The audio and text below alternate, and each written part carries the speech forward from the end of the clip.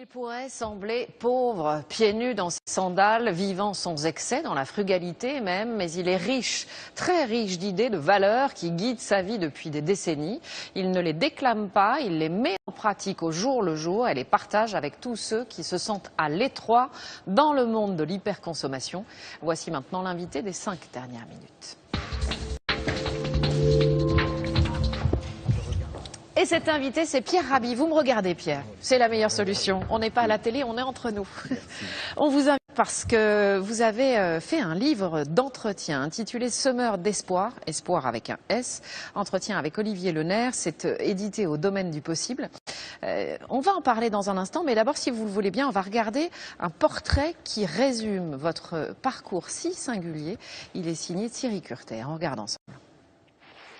Il souffle à l'oreille des écologistes. Je dirais d'abord, d'un point de vue personnel, c'est une de mes plus belles rencontres.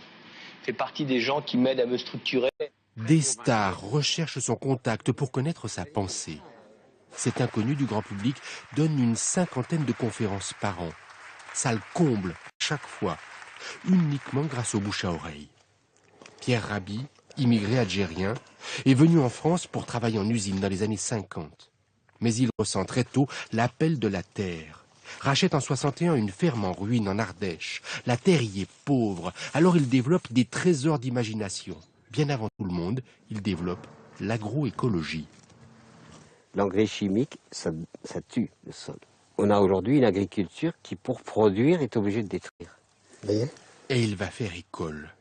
On le réclame sur les terres arides du Sahel. Au Burkina Faso, ces méthodes naturelles enseignées directement aux paysans multiplient par 3 les rendements agricoles. Aujourd'hui, Pierre Rabhi se veut passeur, surtout pas gourou. À travers une dizaine d'ouvrages, il transmet aux générations nouvelles son amour de la terre. Voilà pour ce portrait. Revenons maintenant sur ce livre d'entretien qui est donc intitulé Semeur d'espoir. Espoir, je le disais, avec un S. Semeur et espoir avec un S, ça vous ressemble bien ça, non ?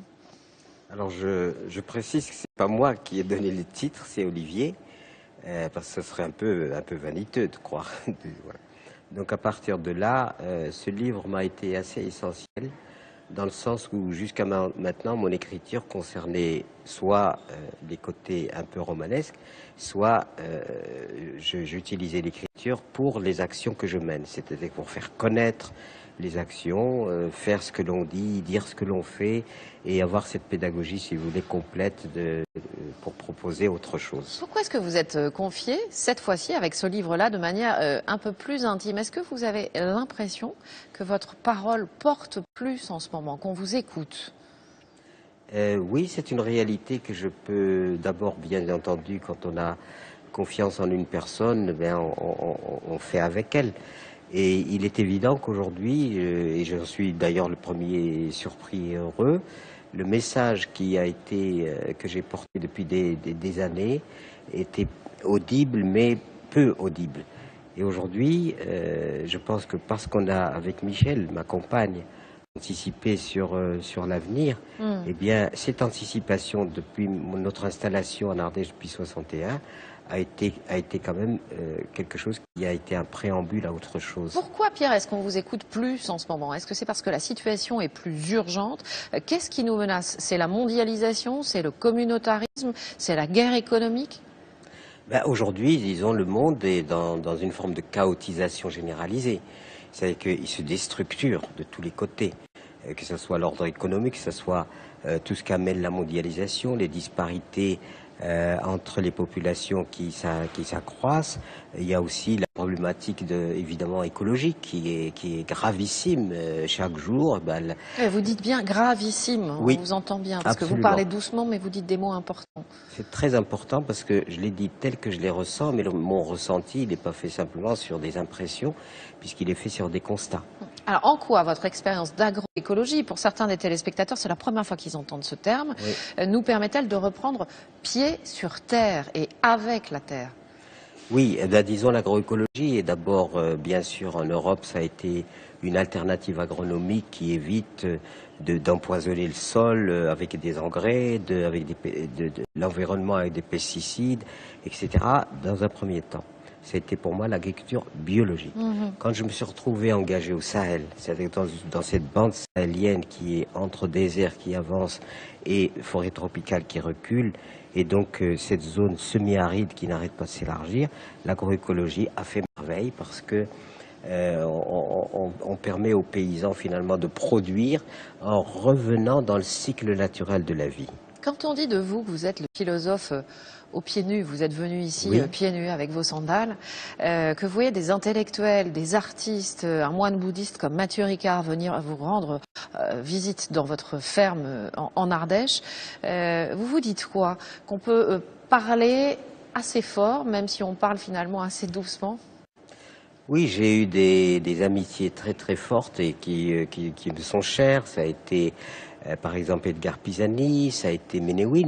Menehould est venu à la Yehudi maison, Menuhin, oui. Yehudi Menehould. Vous faisiez du violon avec lui, Ben, il était meilleur non, que vous, non, je crois. n'allons pas si vite. Oh, vous le racontez un peu dans le livre. Je torturais un violon depuis un bon moment, Ouais. et quand Menehould me dit, mon cher collègue, évidemment, je me sens plus, quoi. Mais en fait, j'étais pas du tout à la hauteur. Quand vous parlez de la politique, vous en parlez dans le livre, vous dites qu'il faut savoir renoncer aux outrances et construire l'avenir avec modération. Expliquez-nous ce que vous voulez dire. Ben, si vous voulez, nous avons une planète, il y a une humanité qui est advenue sur cette planète. Si on prend le ratio sur 24 heures, on est là depuis 3 minutes. Et en 3 minutes, on a ravagé cette planète. Et on a, j'invite beaucoup les gens à lire un livre qui a été republié par Actes Sud qui s'appelle La planète au pillage de Osborne. Et ensuite, on est rentré dans ce qu'on pourrait un paradigme de la croissance économique. Et la croissance économique, malheureusement, qui est considérée qu'on invoque comme la solution, c'est le problème. C'est pour la croissance économique qu'on détruit tout, la forêt, qu'on épuise les mers, qu'on épuise, etc. Et en même temps, ça produit quelque chose de terrible, des disparités considérables ça produit de la pauvreté en grande quantité. Merci à vous vraiment, Pierre Rabhi. Malheureusement, on n'a pas plus de temps. On vous garderait volontiers encore 2 heures pour discuter avec vous. On rappelle le titre de ce livre, Semeur d'espoir, avec un S, entretien avec Olivier Lenaire, publié au Domaine du possible. Merci encore. Merci.